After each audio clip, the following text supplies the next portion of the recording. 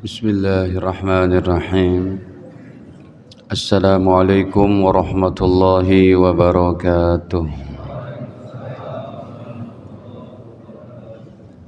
Innal hamdalillah nahmaduhu wa nasta'inuhu wa nastaghfiruh wa na'udzu billahi min shururi anfusina wa sayyiati a'malina. May yahdihillahu fala mudilla lahu wa may yudlil fala hadiya lahu. Asyhadu an la ilaha illallah wahdahu la syarika lah wa asyhadu anna nabiyyana Muhammadan abduhu wa rasuluh la nabiyya ba'dah. Allahumma salli wa sallim ala nabiyyina Muhammadin wa ala alihi wa sahbihi wa man ittaba'ahum bi ihsan ila yaumil qiyamah, amma ba'd. Qala Allah ta'ala fil Qur'anil Karim: Ya ayyuhalladzina amanu taqullaha haqqa tuqatih wa la tamutunna illa wa antum muslimun.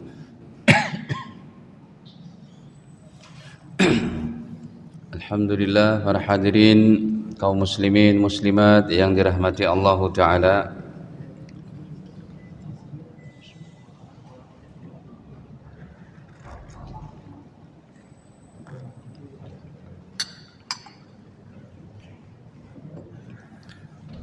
Sebelumnya marilah senantiasa kita panjatkan puji dan syukur hanya kepada Allah Ta'ala atas segala limpahan nikmatnya kepada kita, terutama sekali nikmat iman, nikmat Islam, serta sehat afiat.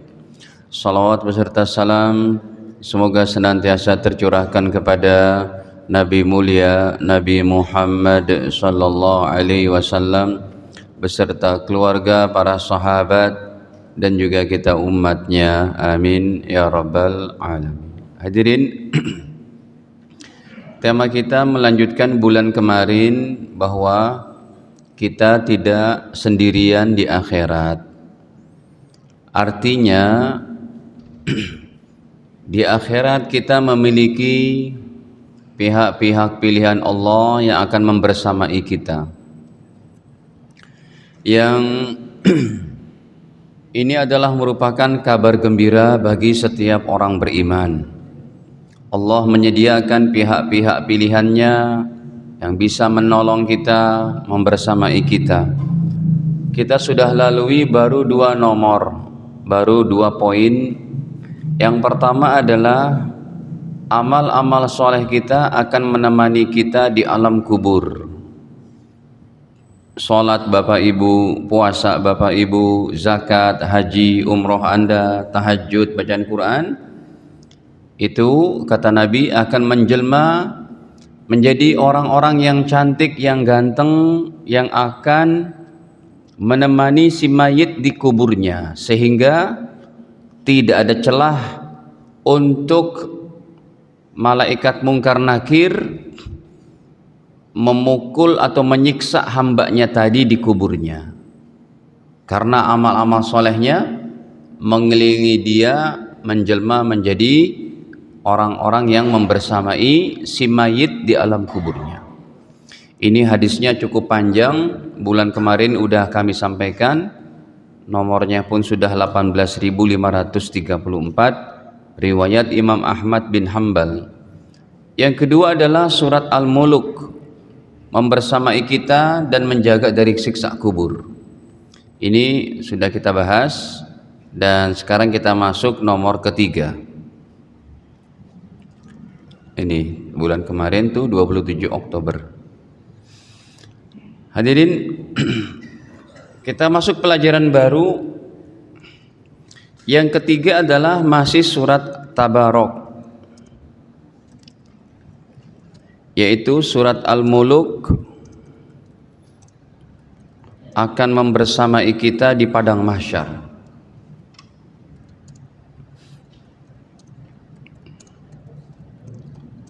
Makanya bagi Bapak Ibu yang masih mampu menghafal surat Tabarok, tolong dihafal, dibaca setiap hari.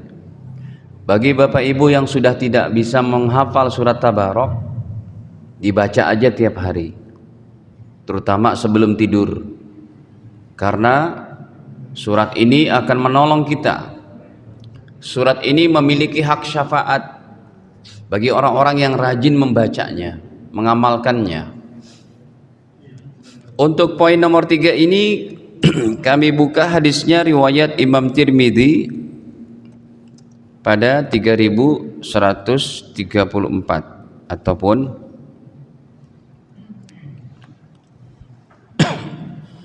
coba kita buka hadisnya.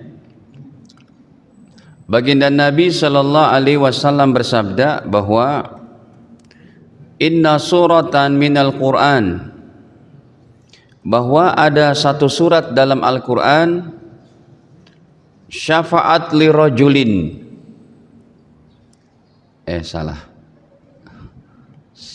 salah klik.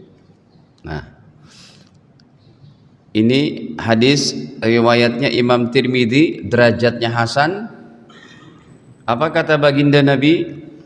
Ya, anin Nabi sallallahu alaihi wasallam qala, beliau bersabda, inna suratan minal Qur'an, sesungguhnya ada satu surat dalam Al-Quran, salasuna ayatan, 30 ayat, syafaat li rajulin, dapat memberikan pertolongan untuk seorang hamba di akhirat nanti, hatta ghufira lahu, sampai dosa-dosanya diampuni oleh Allah. Jadi surat Tabarok ini akan merengek-rengek di hadapan Allah. Surat Tabarok ini akan memohon, berharap kepada Allah. Dia bicara kepada Allah Jalla wa'ala. Ya Allah, jangan engkau siksa dia. Memang dia manusia biasa, punya salah, punya khilaf, punya keliru. Ya Allah, izinkan aku menolong dia ya Allah. Kata Rasul, apa suratnya 30 ayat itu? Tabarakalladzi biyadihil mulku. Ya, ini dibaca. Makanya bulan kemarin saya tuliskan tuh di atasnya, paling tidak Bapak Ibu kita punya hafalan 4 macam ini saja deh. Sebagai orang-orang awam, kita paling tidak harus punya hafalan pertama juz 30, yang kedua surat Yasin, yang ketiga surat Al-Waqi'ah, yang keempat surat Al-Mulk atau Tabarok. Ya, ini saya sampaikan bulan kemarin supaya paling tidak kita ada hafalan Quran ketika kita mati kembali kepada Allah, karena Allah akan banggakan hal itu. Allah sangat senang, Allah teramat bangga kepada seorang hamba yang otaknya, hatinya dipakai untuk menghafal ayat-ayat Allah. Makanya saya tulis itu nomor 1 paling tidak juz 30, enggak usah dibalik. Kalau dibalik Bapak Ibu masih bisa ngapal 30 juz? Pak, masih bisa Pak? Udah ribet urusan inilah, urusan anak lah, urusan mantu, urusan macam-macam. Paling tidak hafal juz 30. Ini yang bulan kemarin saya katakan, coba dibuat lagi sebuah kegiatan Jamaah Nurul Jannah, Miftahul Jannah, Jamaah Miftahul Jannah ada menghafal beberapa ayat, kemudian disetorkan ke imam-imam di sini. Begitu terus berkesinambungan. Ya, baik. Ini diantaranya hadirin Bapak Ibu, ya, surat Al-Mulk. Ibu-ibu hafal nggak surat Tabarok, Bu? Wih, hafal Pak. Masya Allah. Bisa dites, Bu. Bagus ya. Baik. Ini diantaranya nomor 3. Kita masuk nomor 4 biar dapat banyak pagi ini. Nomor 4 adalah istighfar anak-anak yang soleh untuk bapak ibunya. Orang tua kita yang sudah meninggal dunia, mereka akan menantikan doa dan istighfar kita Bapak Ibu. Kata Rasul, orang yang sudah di alam kubur seakan-akan mereka kayak orang tenggelam, meminta pertolongan. Wahai anak cucuku, kirimkan doa-doa, kirimkan istighfar, kirimkan amal soleh. Makanya kemarin saya kan baru pulang umroh nih hari Rabu itu ya. Kebetulan kami di Mekah 6 hari, itu saya nggak sia-siakan itu. Udah umroh pertama kali, kebetulan saya ngambil mikotnya di pesawat, di Yalamlam langsung ke Mekah. Itu untuk diri saya.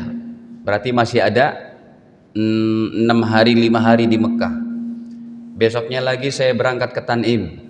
Saya umrohkan ibu saya yang sudah meninggal. Udah gitu istirahat. Emang capek sih ya, karena jalannya, tawafnya, sa'inya. Udah gitu hari ketiga saya berangkat lagi ke Tanim sama istri. Ya, kita ngambil mikot lagi. Ini bunyi apa sih? Ngung-ngung ini. Speakernya dekat mic gitu kali. Oh. Kalau kita geser kemari gimana? Geser. Ini digeser ke Mas. Geser ke sini. Coba geser. Siapa tahu Ustaz, insyaallah. Karena terlalu dekat. Ustaznya gitu. Halo. Tadi sampai mana tuh? Hari ketiga saya berangkat lagi keluar Mekah ke Tanim. Ataupun kemarin saya ngambilnya dari Taif. Kita karena ada ziarah ke Taif dulu gitu ya. Udah gitu dari Taif baru kita ambil mikot di yaitu masjidnya Sayyiduna Abdullah bin Abbas. Udah gitu saya niatin umroh ketiga untuk ayah saya. Kenapa? Karena memang orang tua kita sudah meninggal, itu mereka selalu berharap, ayo doakan saya, kirim pahala-pahala ibadah, apalagi pahala umroh gitu. Nah ini Bapak Ibu nomor 4, istighfar anak-anak ya. Istighfar anak-anak soleh untuk orang tuanya. Ya, kategori anak soleh maksudnya itu dia sholat, dia puasa, dia zakat. Yaitu kategori anak soleh, dia menjalankan amalan-amalan Islam yang secara basic gitu. Ya, anak-anak yang soleh. Karena kalau seorang anak enggak sholat, enggak mungkin dia bisa mendoakan bapak ibunya. Untuk dirinya aja dia lupa, betul? Untuk dirinya aja dia lalai. Makanya kategori anak soleh bukan yang tinggi-tinggi banget, harus hafal Quran, harus ini, bukan. Anak soleh adalah anak yang menjalankan ibadah, lalu juga dia mendoakan siapa? Orang tuanya. Nah ini nomor 4, hebat sekali nih Bapak Ibu. Nanti amalan ini juga kita ajarkan sama anak-anak kita, supaya kalau kita meninggal, mereka mendoakan kita. Bayangin, ini saya dapatkan hadisnya riwayat Imam Ahmad, nomornya 10.610. Satu kali Anda beristighfar untuk ayah ibu Anda itu dinaikkan derajatnya di surga 1 tingkat. Bayangkan kalau sehari semalam kita setiap habis sholat wajib minimal kita berdoa, Allahumma gfir lana wali walidina warhamhuma kama rabbayana saghira wali jami'il. Itu dari subuh sampai isya, berarti 5 kali sehari semalam orang tua kita diangkat derajatnya oleh Allah 5 tingkat. Apalagi kalau dijadikan zikir. Ya, coba saya buka dulu hadisnya. Hadirin, ini termasuk amalan terhebat ini. Doa-doa dan istighfar kita menemani orang tua kita di alam mereka. Bahkan saya baca dalam kitabnya Imam Ibnu Qayyim Al-Jauziyah, namanya kitabnya Ar-Ruh, tentang roh. Itu doa-doa anak-anak di dunia untuk bapak ibunya datang ke kubur mereka seperti cahaya yang terang benderang. Sampai mereka berdoa, ya Allah, seumpamanya cahaya ini digantikan dengan kekayaan dunia dan seisinya, kami tetap lebih memilih cahaya ini yang berupa doa dan istighfar anak-anak kami di dunia. Kami saat ini udah nggak butuh duit, nggak butuh harta. Yang kami perlukan apa? Doa dan istighfar anak-anak kita. Bahkan ada kisahnya itu, tetangga kuburnya ini nggak pernah didoain sama anak-anaknya. Tetangga kuburnya lalai, anak-anaknya ini nggak mendoakan, akhirnya kuburnya gelap. Tetangga kuburnya yang tadi didoakan sama anak-anaknya karena penuh dengan cahaya, kata tetangga kuburnya yang nggak pernah didoakan sama anak-anaknya, syukur alhamdulillah masih ada tetangga saya yang anak-anaknya mendoakan orang tuanya ini, sehingga cahayanya pun kecipratan ke kubur saya juga. Jadi agak terang-terang dikit lah kuburan saya gitu, kata kuburan tetangganya itu, Bapak Ibu. Nah ini kan penting pelajaran seperti ini, ya. Mumpung kita masih hidup, kita masih bisa berbakti untuk orang tua kita. Nanti kalau kita sama-sama udah meninggal dunia, ya udah, paling kita tinggal berharap dari siapa? Anak cucu kita atau jamaah kita. Nah, hadirin, coba saya buka dulu nih hadisnya. Nih nomor 10.610. Hadis ini derajatnya hasan. Nabi sallallahu alaihi wasallam bersabda, ya, qala Rasul sallallahu alaihi wasallam, baginda Nabi sallallahu alaihi wasallam bersabda, innallaha azza wajal, sesungguhnya Allah yang maha aziz, yang maha perkasa, wa jalla, yang maha agung, la yarfa'ud darajata lil abdi salih, sungguh Allah akan mengangkat derajat, ya, sungguh Allah akan mengangkat derajat lil abdi salih, untuk orang tua yang saleh salehah. Di mana diangkat derajatnya? Fil jannati, di dalam sorga. Akhirnya orang tua ini keheranan. Kenapa keheranan? Lalu mereka bertanya kepada Allah. Fayaqul, orang tua ini berkata, ya Rabbi, ya Allah Tuhanku, anna li hadhihi, ini dari mana saya dapatkan ya Allah? Kan saya udah nggak sholat, saya udah nggak puasa, udah nggak haji, udah nggak umroh, kenapa kok rating saya naik terus? Gitu. Iya, dia keheranan saking senangnya di alamnya itu bicara kepada Allah. Ini Rasul yang mengabarkan, Pak. Ini kabar wahyu. Ini termasuk mukjizat Nabi SAW yang mengetahui kehidupan alam barzakh, sehingga seorang ayah, seorang ibu, orang tua ini bertanya kepada Allah, ya Rabbi, ya Allah Tuhanku, anna li hadi, ini dari mana saya dapatkan ya Allah?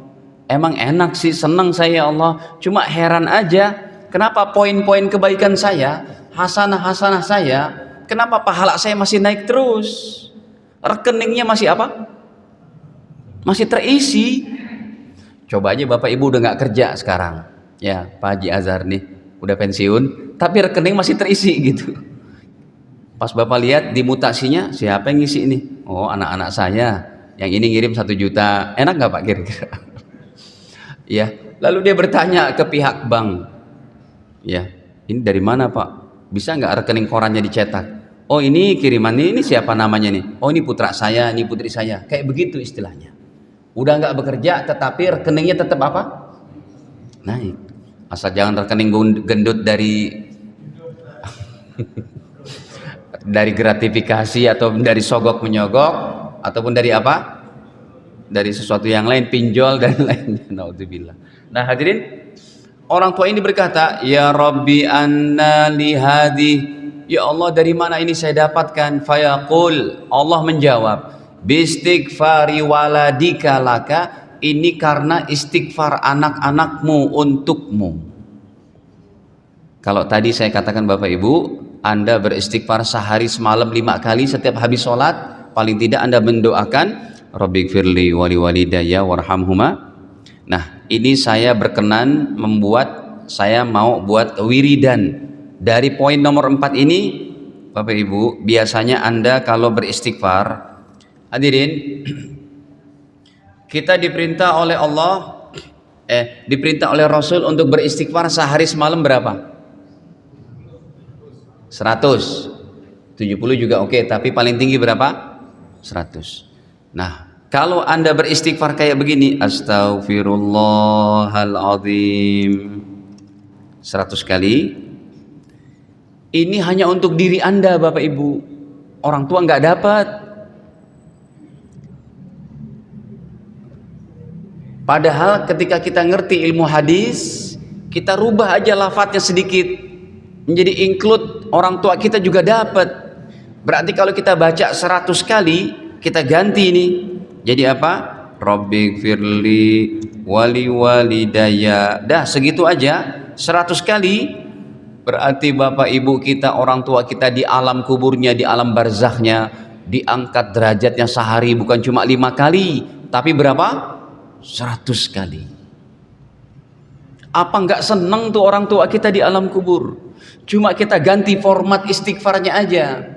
Karena kalau yang pertama itu bunyinya astagfirullahaladzim, artinya ya Allah saya beristighfar, ya Allah ampuni dosa saya, ya Allah saya cuma saya. Tapi kalau yang bawah Rabbighfirli wali walidaya, ya Allah ampuni dosaku dan kedua orang tuaku. Coba aja deh Bapak Ibu, saya mengamalkan ini pun sering banget saya bermimpi ketemu orang tua saya lagi senyum, lagi sholat, dalam mimpinya itu. Artinya apa? Kalau kita mimpi ketemu orang tua kita kayak gitu, orang tua kita tuh merasa senang, nyaman. Apalagi ditambah dengan amalan-amalan kayak apa? Hadiah baca Quran, hadiah umroh, itu kan hebat banget. Makanya ini saya ingetin nih Bapak-bapak yang keuangannya sangat leluasa, ya, di luar untuk bersedekah, di luar untuk memberikan manfaat kepada makhluk sosial yang lain, di luar setelah biaya pendidikan anak-anak, makan minum sehari-hari, bayar ini bayar itu, Anda masih ada uang berlebih, paling tidak Bapak Ibu, ya, kalau emang uangnya sangat leluasa, pergilah umroh setiap tahun. Kalau tidak setiap 2 tahun, kalau tidak juga setiap 3 tahun, kalau tidak juga setiap 4 tahun, paling minimal 5 tahun sekali ketika Anda keuangannya leluasa. Itu perintah Nabi dalam hadis-hadis yang sahih. Paling lama Anda tidak berangkat umroh berapa? 5 tahun sekali. Kalau saya sih maunya tiap tahun karena kangen dengan Nabi Muhammad SAW. Apalagi sekarang kita ke Raudhah kemarin dibatasin, ya kan? Kita ke Raudhah pakai apa sekarang? Pakai aplikasi. Enggak bisa tiap waktu kayak tahun-tahun sebelum Covid. Sebelum Covid mah, ya habis asar kita ke Raudhah, habis maghrib ke Raudhah, nanti jam 2 malam kemana? Ke Raudhah. Sekarang nggak bisa. Harus ada aplikasinya namanya Nusuk. Bukan nusuk gitu, bukan nusuk. Nusuk aplikasi untuk masuk ke dalam Raudhah. Mana saya lihat kemarin orang baru masuk Raudhah aja, baru 2 menit udah diusir-usir sama polisinya itu. Pergi, nggak usah sholat. Cukup ngucapin salam saja. Saya bilang gimana sih kamu, orang datang jauh-jauh dari Indonesia, duitnya banyak, ngeluarin duit biaya nggak sedikit loh Pak. Umroh sekarang kan kalau 30 juta aja pun hotelnya pun 1 kilometer itu. Makanya saya ngambil yang harganya agak mahal dikit tapi hotelnya apa? Di depan Masjid Nabawi, di Movenpick, Front Toiba, di Al-Aqiq, di Dar Intercontinental. Ya 40 jutaan lah, maksudnya biar, karena kalau kita turun hotel pun jalannya itu untuk ke masjid masih setengah kilometer itu untuk sholat berjamaah ke dalamnya, betul nggak? Masih lumayan jauh kan pelataran Masjid Nabawi. Ini orang udah sampai di Raudhah malah diusir-usir. Saya bilang kasih kesempatan wahai polisi, emang ini milik ente lah. Maksudnya begini, ente yang ngurus, tapi ini milik umat Islam nih, kubur Nabi.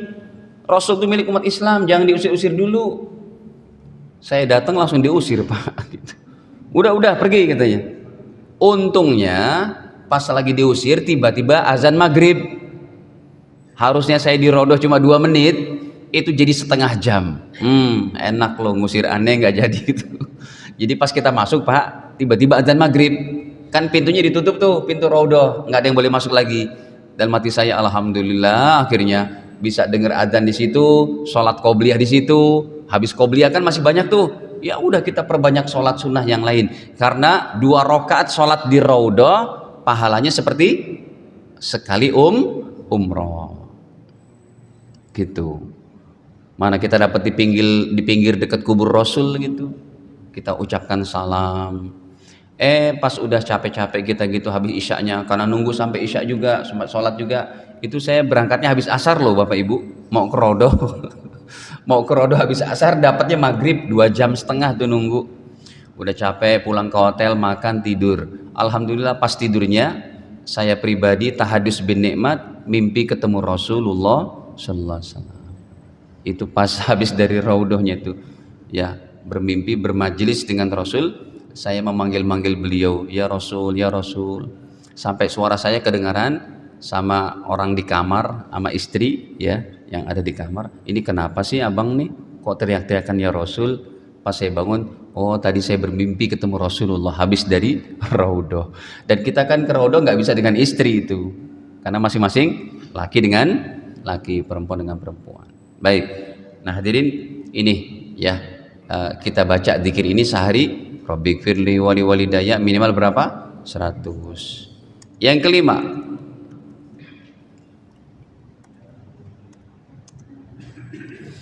kalau tadi adalah istighfar anak-anak yang soleh, yang kelima kebalikannya. Orang tua yang soleh bisa mengangkat derajat, menolong anak cucu mereka ke surga orang tuanya.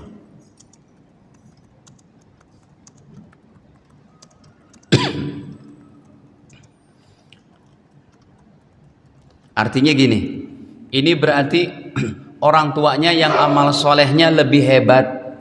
Ini berarti nomor 5, orang tuanya amal solehnya lebih baik dari anak cucunya.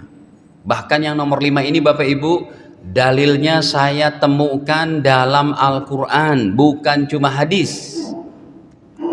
Dalam surat At-Tur, surat ke-52 tuh, ayat ke-21.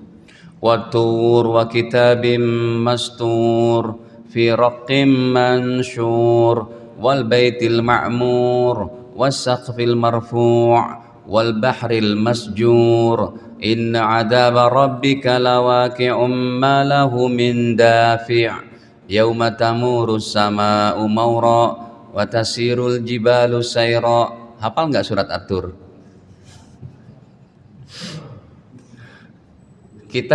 Kita yang udah ngapal Quran nih Bapak Ibu, tetap kita ulang setiap hari itu biar nggak lupa. Ya, nggak ada yang lebih hebat anugerah dari Allah. Kita yang sudah menghafal Quran, kita bisa jaga Qurannya. Inilah hakikat kehidupan gitu Bapak Ibu. Setiap hari udah sibukkan aja dengan amal soleh. Nggak usah ada kesempatan perkara-perkara yang lain. Habiskan 24 jam kehidupan kita untuk menjadi nilai ibadah kepada Allah. Nah, ini dalilnya nomor 5, Al-Quran. Bapak Ibu boleh buka terjemahannya. Coba yang udah terjemahnya dibuka Pak, tolong dibacain. Di situ ada kata-kata anak cucunya. Dan orang-orang Ah. yang beriman beserta anak cucu mereka Tuh. yang mengikuti mereka dalam keimanan. Ya. Kami pertemukan mereka dengan anak cucu mereka di dalam surga. Sebentar. Kami pertemukan anak cucu mereka dengan mereka dalam surga. Allah pertemukan, kenapa? Orang tuanya surganya tinggi, anak cucunya surganya rendah. Kata Allah, dengan sebab kesolehan orang tuanya, saya izinkan anak cucunya ikut ke surga bapak ibunya. Sebentar Pak, sebentar, nanti terjemah lagi. Nih dengar dulu. Kemudian orang tuanya agak-agak merasa, ya Allah, kalau anak cucu kami disertakan dengan surga kami, kira-kira surga kami menurun tidak? Kan kalau nurun malu sama tetangga surga sebelah. Surganya turun gitu ya. Gara-gara diikut sertakan anak cucunya. Nah, Allah bantah. Coba silakan baca lagi. Kami pertemukan mereka dengan anak cucu mereka di dalam surga dan kami tidak mengurangi sedikit pun pahala amal kebajikan mereka. Sebentar. Kami tidak mengurangi sedikit pun pahala amal orang tuanya. Jadi anaknya disertakan ke surga bapak ibunya yang tinggi dan surga bapak ibunya tidak menurun. Nih ayatnya coba sekarang. Makasih Pak, bagus tuh terjemahannya tuh. Bapak bisa terjemahnya Pak? Oh baca ya? Baca.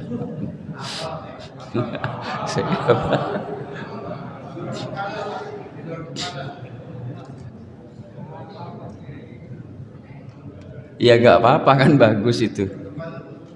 Terjemahnya bagus gitu ya. Nih lihat nih Pak. Walladzina amanu dan orang-orang beriman. Ini berarti orang beriman bapak ibunya ini. Wattaba'athum dzurriyyatuhum, yang mereka diikuti oleh anak cucunya biimanin, dengan keimanan juga. Jadi syaratnya anaknya beriman, cucunya beriman, ngikutin orang tuanya yang beriman. Apa kata Allah? Alhaqna bihim dzurriyyatahum, kami pertemukan mereka dengan anak cucunya di sorga. Lalu ada keraguan dalam hati bapak ibunya, kira-kira sorga kami turun gak ya ketika anak-anak cucu kami juga ikut kepada sorga kami. Allah katakan selanjutnya, wa ma alatsnahum min amalihim min syai', dan kami tidak mengurangi sedikit pun pahala orang tuanya. Lihat Pak, ini udah di sorga loh, masih bisa berbagi. Siapa bilang semua manusia bertanggung jawab dengan amal-amalnya saja, nggak bisa dapat manfaat dari jalur eksternal? Siapa bilang? Ini dia loh hadisnya. Ini bukan cuma dikubur, ini udah masuk apa? Udah masuk apa tadi? Surga. Nah kalau nomor 4 tadi untuk anak-anak yang masih hidup, nomor 5 ini untuk orang tua Pak, kita orang tua ya. Masya Allah, you are not alone in the day of judgment, in the hereafter. Kamu nggak sendiri di akhirat, bisa saling tolong menolong. Oke, kita lanjut lagi. Ini bisa-bisa bulan depan masih bahas ini nih Pak, kalau karena banyak poinnya ini. Isyraq sudah belum, jam berapa sekarang? Ada tanya jawab nggak? Belum masuk Isyraq ini? Nomor 6,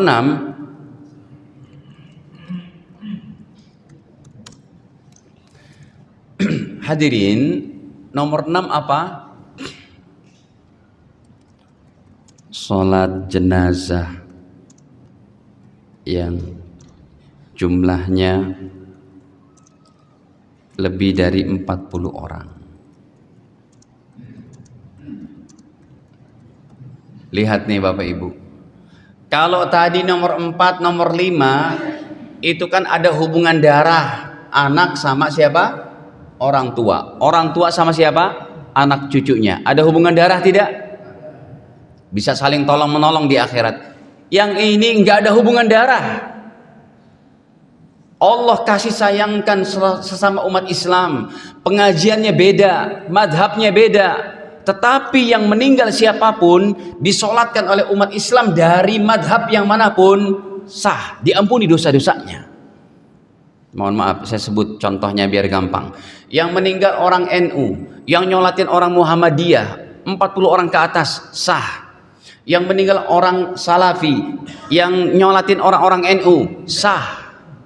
Dari sini Allah ingin meletakkan kasih sayang di antara umat Islam. Enggak usah ribut dalam masalah perbedaan pendapat. Karena kalau satu orang dari mazhab yang berbeda, dari pengajian yang berbeda, dari kajian yang berbeda, dari manhaj yang berbeda, tapi tetap beriman kepada Allah, nyolatin jenazah umat Islam yang bukan darah dagingnya, diterima oleh Allah. Dapat memberikan syafaat 40 orang itu. Cuma angkanya ada 40. Ini saya nyebutnya 40 ini angka sakral, nggak boleh dirubah karena hadisnya begitu. Coba lihat Bapak Ibu, bisa dipaham nggak? Yang meninggal katakanlah saudara kita dari Muhammadiyah yang nggak kunutan, yang nyolatin warga Miftahul Jannah sah, diterima.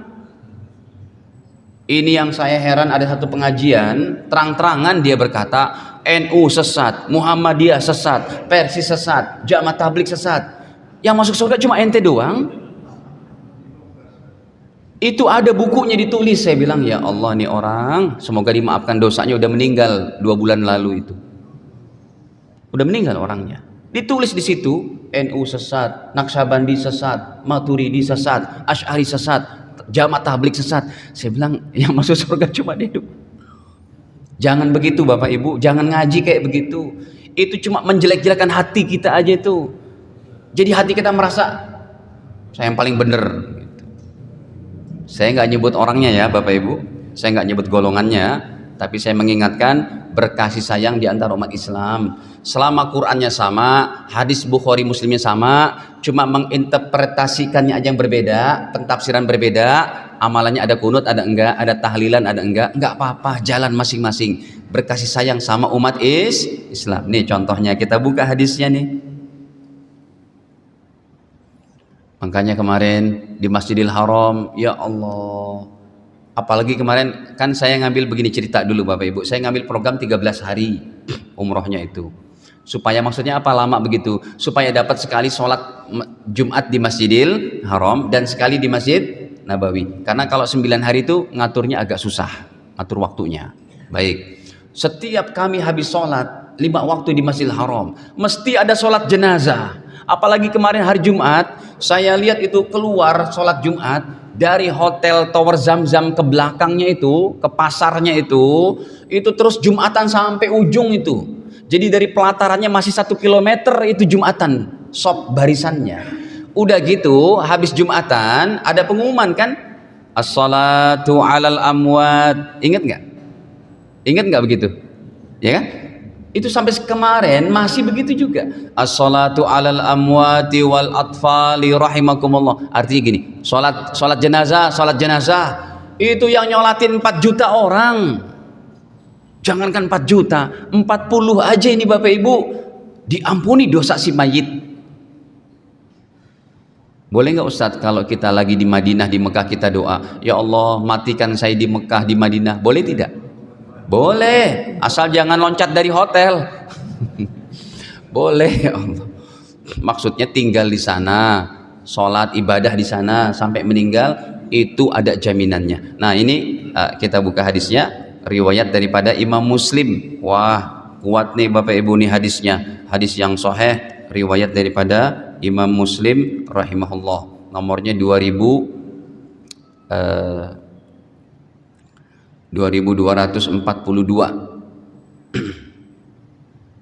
Nih kata Nabi, mamin rajulin muslim, tidaklah seorang muslim yamutu yang meninggal dunia, ya, tidaklah seorang muslim meninggal dunia, fayaqumu ala janazatihi, kemudian jenazahnya disolatkan oleh berapa orang? Arba'una rajulan, oleh 40 orang. La yusyrikuna billahi syai'a, semuanya adalah merupakan orang-orang yang bertauhid kepada Allah, tidak menyekutukan Allah. 40 aja tuh Bapak Ibu.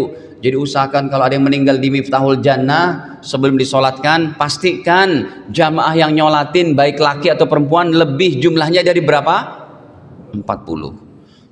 Ya, solatnya itu minimal 40 orang. Kata Nabi, illa syafa'ahumullah fi, pasti orang-orang ini diterima oleh Allah syafaatnya atau doa-doanya itu dalam sholat jenazah, yaitu doa apa? Allahumma gfir lahu, Allahumma arhamhu, Allahumma afi wa'fu anhu, diterima itu oleh Allah. 40 orang, apalagi kemarin ya 4 jutaan orang gitu Bapak Ibu. Lihat ini siapa saja yang meninggal, pokoknya disolatin oleh umat Islam yang mana saja, diterima oleh Allah Subhanahu wa ta'ala. Dah, ini diantaranya baru poinnya sampai nomor 6. Insya Allah bulan Desember kita lanjutkan lagi. Masih ada nih sampai 15 atau 16 poinnya yang saya hafal, yang saya cari dengan dalil-dalilnya bahwa kita tidak sendiri di akhirat.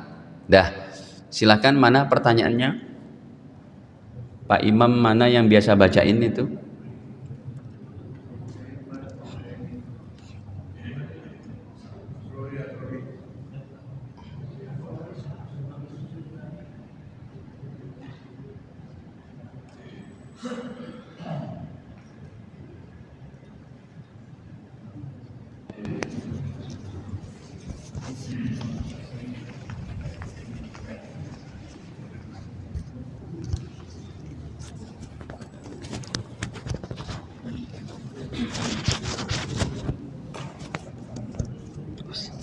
Ayo silakan. Ustaz. Bismillahirrahmanirrahim. Assalamualaikum warahmatullahi wabarakatuh. Waalaikumsalam. Ustaz, mohon izin menyampaikan beberapa pertanyaan. Ya. Yang pertama, Pak Ustaz, apakah penerima wakaf atau disebut dengan wakaf nazir boleh ahli waris atau anak? Baik. Penerima wakaf yaitu apakah boleh ahli waris dan anak-anaknya? Sebenarnya nggak masalah, karena yang namanya sudah diwakafkan tidak boleh dinikmati menjadi harta yang dipecah dibagi kepada ahli waris. Contoh, si A punya anak 5, si A orang kaya, khawatir kalau dia berikan wakaf ini kepada siapa, kepada orang lain tidak amanah, dia meyakini anak-anaknya ini amanah, lalu diberikan atas nama orang tuanya diwakafkan, dan penerima wakafnya itu anak-anaknya, dan anak-anaknya betul-betul menjalankan itu, ya. Contohnya wakaf kebun sawah nih 5 hektar, yang nanti setiap hasilnya untuk siapa? Anak yatim. Hasilnya untuk siapa? Para penghafal Quran. Itu anak-anaknya yang mengelolanya, boleh. Yang haramnya itu udah diwakafin, lalu tetap diambil hartanya sama anak-anaknya, itu yang nggak boleh. Jadi boleh siapa aja penerima wakaf yang jelas harus amanah. Dan kalau sesuatu sudah diwakafkan, nggak bisa jadi apapun sampai hari kiamat. Itu. Ya. Selanjutnya Ustaz, dalam hal takbir atau ruku ketika sholat ada penjelasan yang berbeda antara laki-laki dan perempuan. Di era sekarang yang muncul penjelasan menggunakan dalil dari Rasulullah SAW, sholatlah kalian sebagaimana kalian melihat aku. Kalau di sini laki-laki dan perempuan tidak ada perbedaan dalam hal takbir ataupun sujud. Ya. Dalam hadis Nabi bersabda, "Shallu kama ra'aitumuni usolli." Salatlah kalian sebagaimana kalian melihat aku salat. Memang di dalam hadis tidak disebutkan cara salat yang berbeda antara laki dan perempuan, tetapi para ulama yang membeberkan itu, ya, para ulama yang menjelaskan, di antaranya dalam mazhab Imam Syafi'i, untuk laki dan perempuan berbeda cara sujudnya. Kalau laki-laki lagi sholat sendiri tetap dibuka tangannya, kalau perempuan agak dikempit begitu. Itu yang jelaskan siapa? Ulama. Lagian Nabi SAW juga tidak mengatakan sholatnya ini seperti ini saja, enggak, ya. Nabi hanya memberikan contoh seperti ini. Kalau Nabi kan memang laki-laki, makanya dijelaskan oleh Imam Nawawi, bagi perempuan yaitu agak rapat. Demikian juga ketika perempuan jadi imam, imamnya itu perempuan mengimami di seteru perempuan, ibu-ibu diimami oleh ibu-ibu juga. Itu yang jadi imam ibu-ibu tidak maju ke depan seperti laki-laki.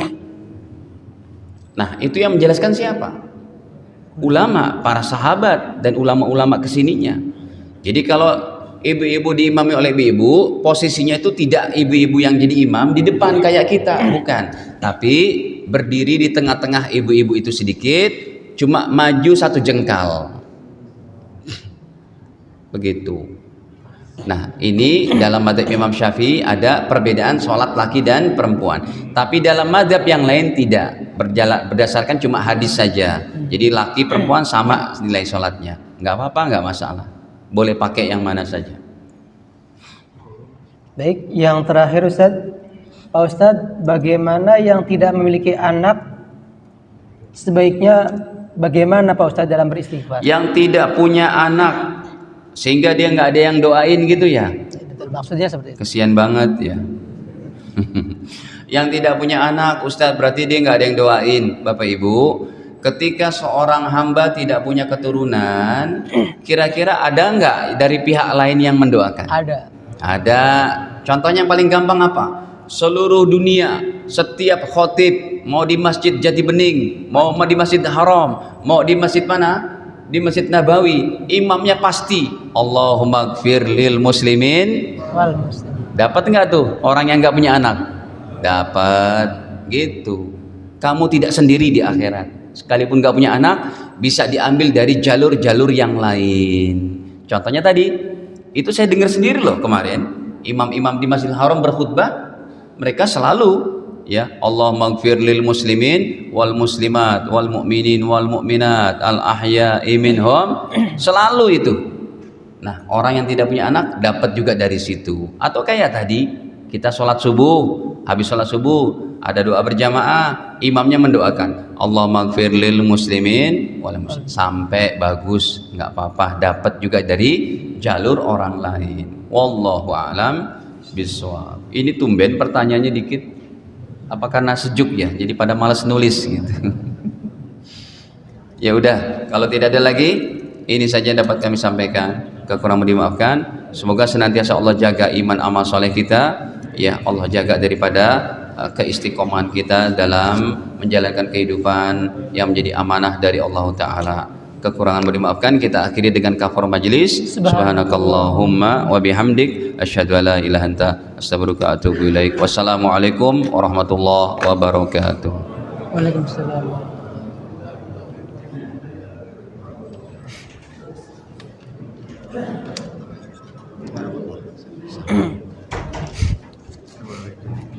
Sehat Pak Haji.